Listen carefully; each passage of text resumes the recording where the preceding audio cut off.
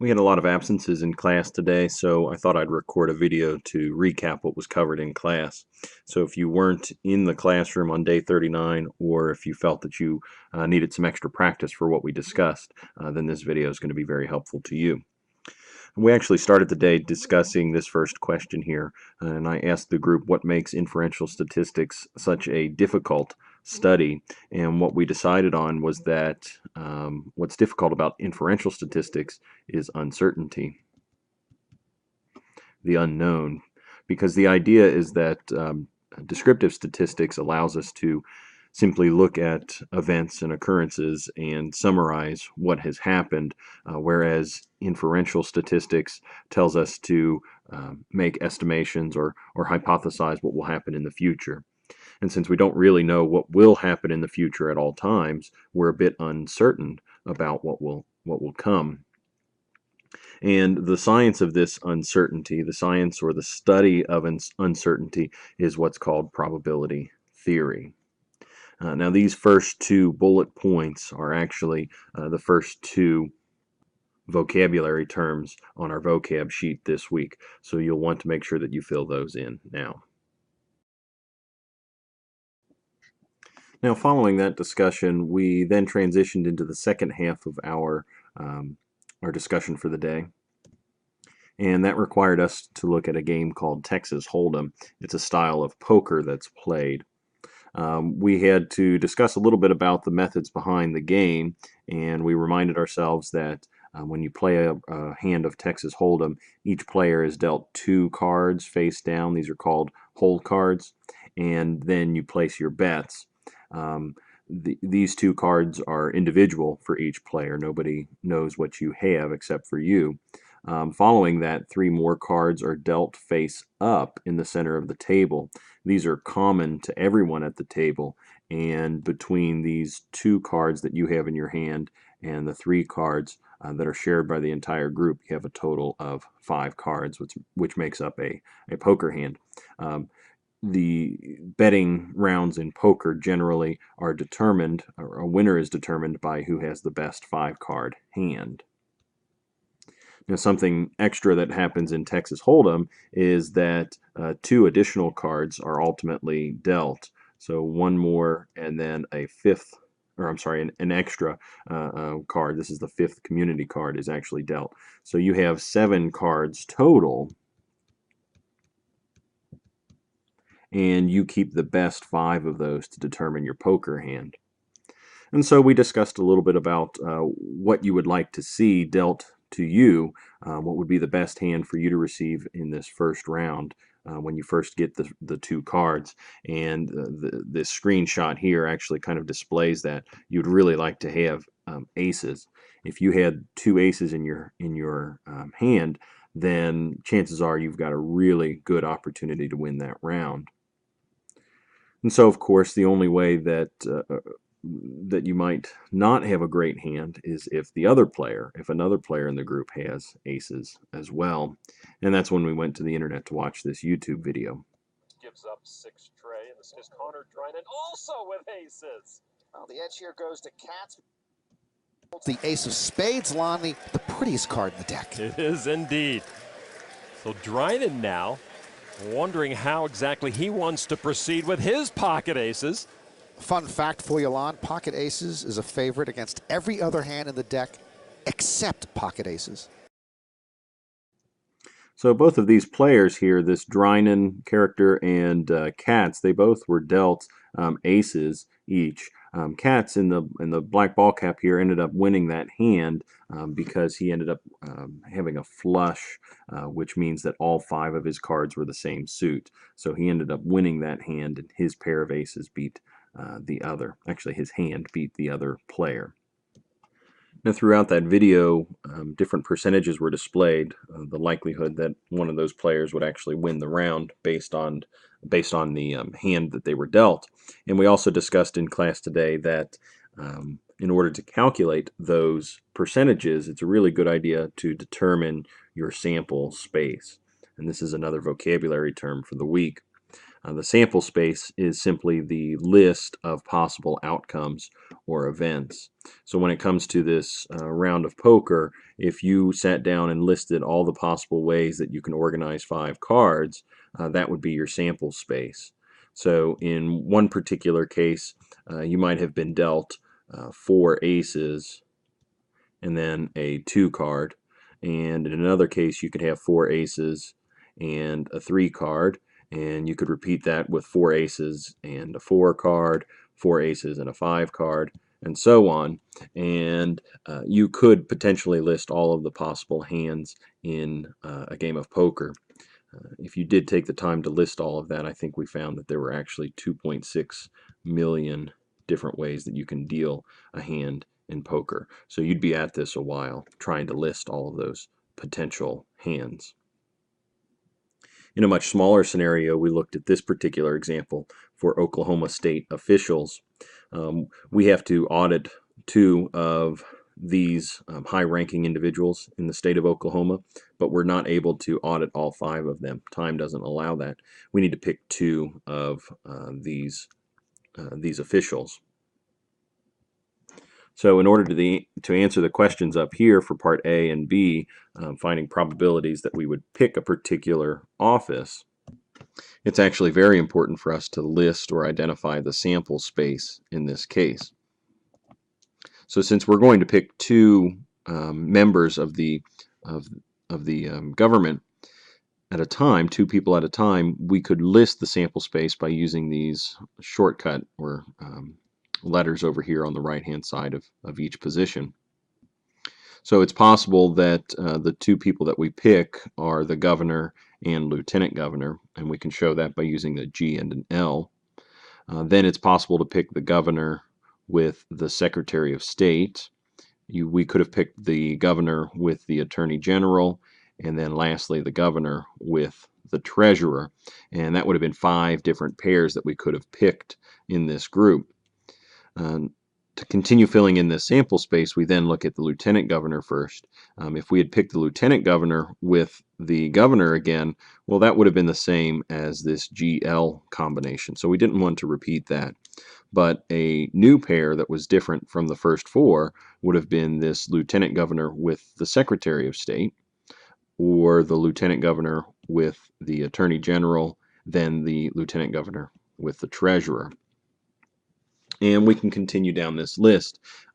After the lieutenant governor, we would focus on our Secretary of State. Well, again, we don't want to pair Secretary of State with the lieutenant governor or the governor, so this one gets paired with the Attorney General and then the treasurer. And lastly, we have the Attorney General that compares or combines with the treasurer, and that makes up our last pair. By systematically and methodically listing all of our options, we sort of form a pattern here, and it's very easy for us to see that we've accomplished our discussion of identifying the sample space. Now we can answer the questions back here. What's the probability that we obtain the governor and treasurer? Well, there are 10 different ways we could have picked 2 people from this group, because we have 4 plus 3 plus 2 plus 1.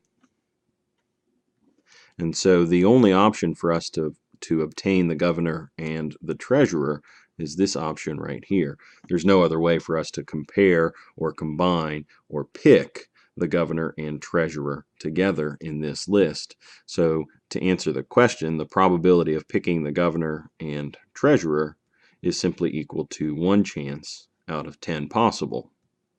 Or if we were to divide that, we would get a decimal of 0.1. Notice that we do not include parentheses this time. We're not interested in parentheses. Sorry, not parentheses, percentages. We're not interested in percentages. Now for part B, we need to find the probability that the Attorney General is included in the sample. So we're just looking for any option when the Attorney General is included. So we're looking for an A at all. In this first group, the Attorney General could have been paired with the governor. In the second group, we see the Attorney General with the Lieutenant Governor, then with the Secretary of State, And finally, the Attorney General could have been partnered with the Treasurer.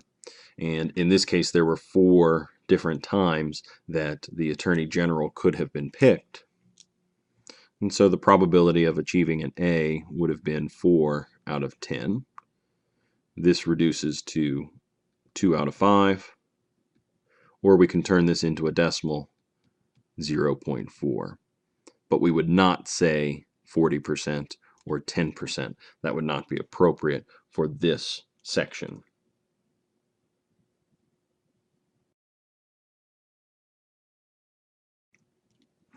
Now, each time that I list a particular object or outcome within an experiment or observational study, we should add that here, observational study. Anytime that we observe a specific result in an experiment or observational study, that's what's known as an event. So in each of these cases up here, these were the 10 events of the experiment, or 10 events that determine our probability. And we actually already did math utilizing this new definition here, the probability for equally likely outcomes. We automatically knew to take the number of ways that an event can occur and to divide it by the total number of possible outcomes. The smaller number divided by the larger number produces our probability. So there were 4 ways that the Attorney General could have been picked, and there were 10 possible outcomes. That's the idea or definition of equally likely events, probability of equally likely events.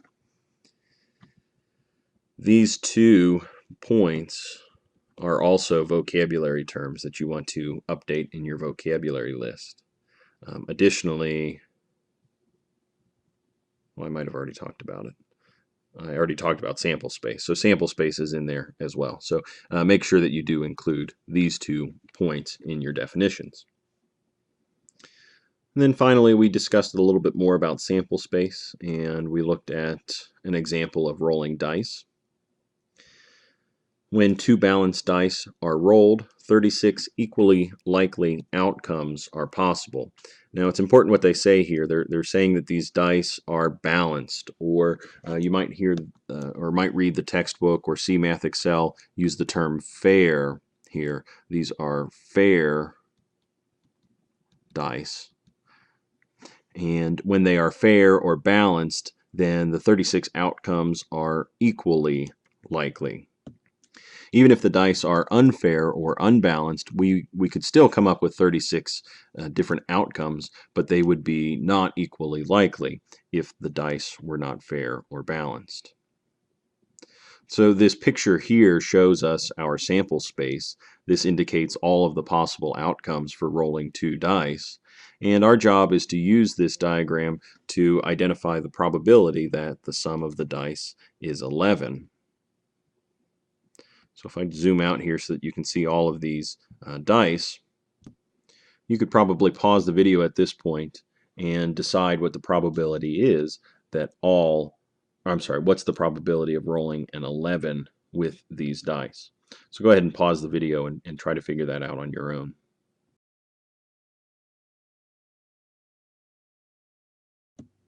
So hopefully you found that in all of these possible outcomes, there were only 2 instances where the sum total was 11.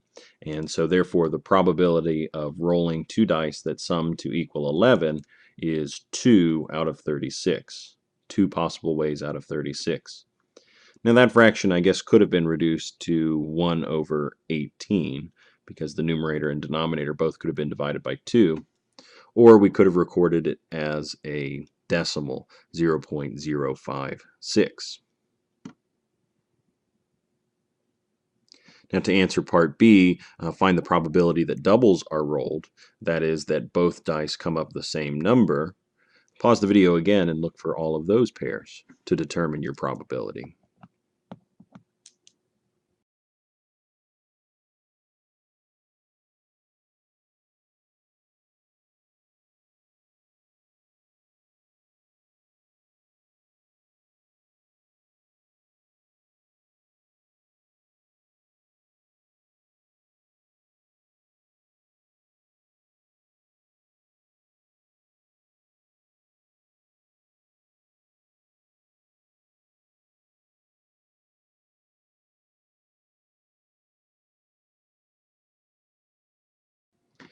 And so again, a benefit for us methodically laying out the sample space here, notice that there's a pattern in how they were listed.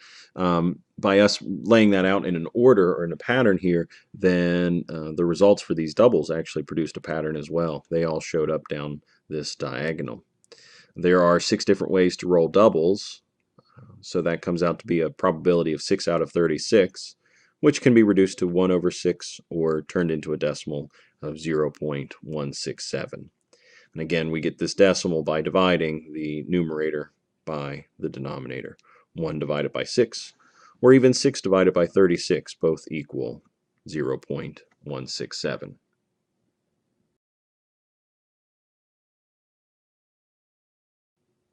And our final example of the day, we wanted to use that same probability for equally likely outcomes rule. That's the one that says find the number of times that an event can occur and divide it by all possible events for a group, f divided by n. Use that rule to find the probability of a family selected from the table below that has an annual income in each of these 3 scenarios. Well, in this first example, the likelihood or probability that they have an income between $50,000 and $74,999, that's actually pretty easy to obtain because the range of income there is listed in our table. Now, we see that we have 15,754 families that earned that amount out of a total of 77,418 families. And so this is your probability, this is your likelihood. If we wanted to turn that into a decimal, we could. 15,754 divided by 77,418 equals 0.203. And again, I'll leave this as a decimal rather than turning it into a percent. Now, an interesting extension to this problem would be part number 2 and part number 3. What's the likelihood that a family earns between $15,000 and $49,999? Oops, this should say $49,999. Well, the likelihood there comes from 3 rows, because for somebody to earn between $15,000 and $49,000 would include this row, this one, and this one. Each of these yellow rows fall between $15,000 of income and just under $50,000 of income. So one of the first things that we should probably do is add together these 3 rows. So that's 7765 plus 8296 plus 11,301. This is 27,362 people. I should say families. 27,362 families earned this amount of money last year. So when it comes to our probability, we can use that 27,362 as the numerator of our fraction over the 77,418 possible outcomes. And that would be okay as a probability. We could reduce that or perhaps turn it into a decimal. So that number divided by the 77,418 is a 0.353 probability.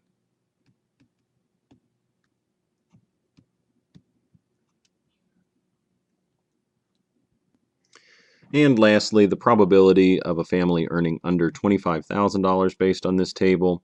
Well, we had an overlap here. Under $25,000 would not include this group because this is from $25,000 to $35,000, but it would include these first 2 groups. So I'll sum those together next. 6,945 and 7,765 makes a total of 14,710. So for this probability, 14,710 out of 77,418 is the probability, or if we turn that into a decimal, we get a decimal likelihood of 0.190.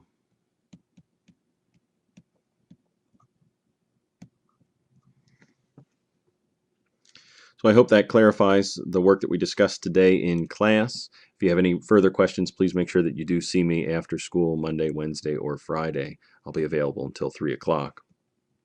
Your football statistics write-up is due today. This is from day 38. So make sure that you go back and watch those videos and tell me a little bit about the football, or as they call it football, but we would call it soccer statistics.